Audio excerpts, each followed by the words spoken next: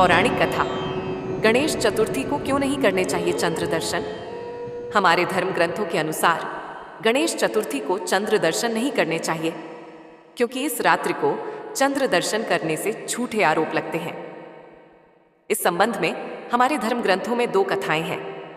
पहली कथा ये बताती है कि चंद्र दर्शन क्यों नहीं करना चाहिए, जबकि दूसरी कथा को सुनने से भूलवश हुए चंद्र दर्शन का दोष नहीं लगता है।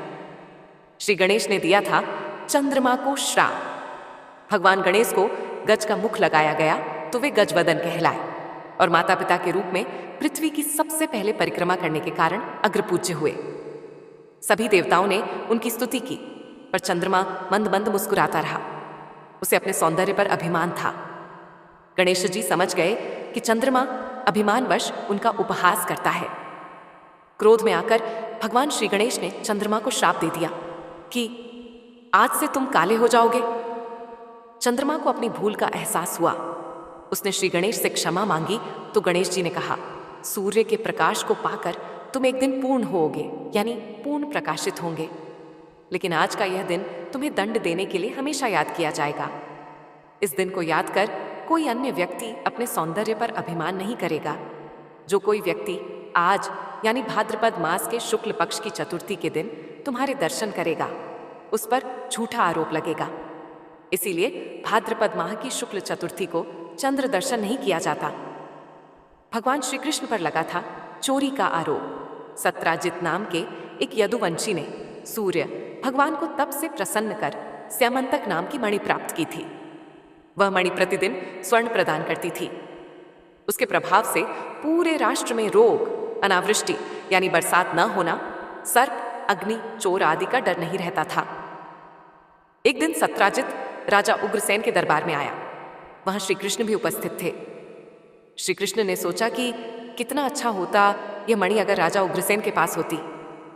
किसी तरह यह बात सत्राजित को मालूम पड़ गई, इसलिए उसने मणि अपने भाई प्रसेन को दे दी। एक दिन प्रसेन जंगल गया। वहां सिंह ने उसे मार डाला।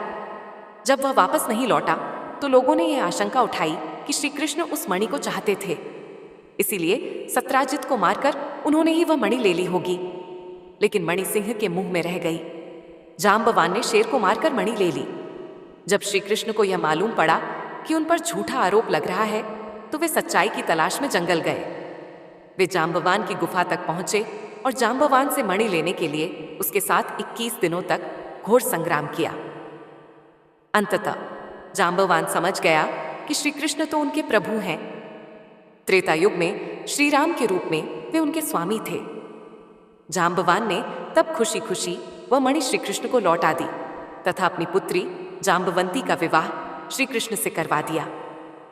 श्री कृष्ण ने वह मणि सत्राजित को सौंप दी। सत्राजित ने भी खुश होकर अपनी पुत्री सत्यभामा का विवाह श्री कृष्ण के साथ कर दिया।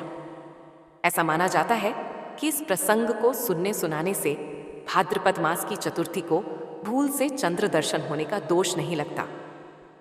चंद्र दर्शन होने पर करना चाहिए इस मंत्र का जाप। यदि गणेश चतुर्थी को चंद्र दर्शन हो जाए तो इस मंत्र का जाप करना चाहिए। सिंह प्रसेन मणवधित सिंहो जांबवता हत, सुकुमार मां रोदिस्तव, हेश स्यमंतक।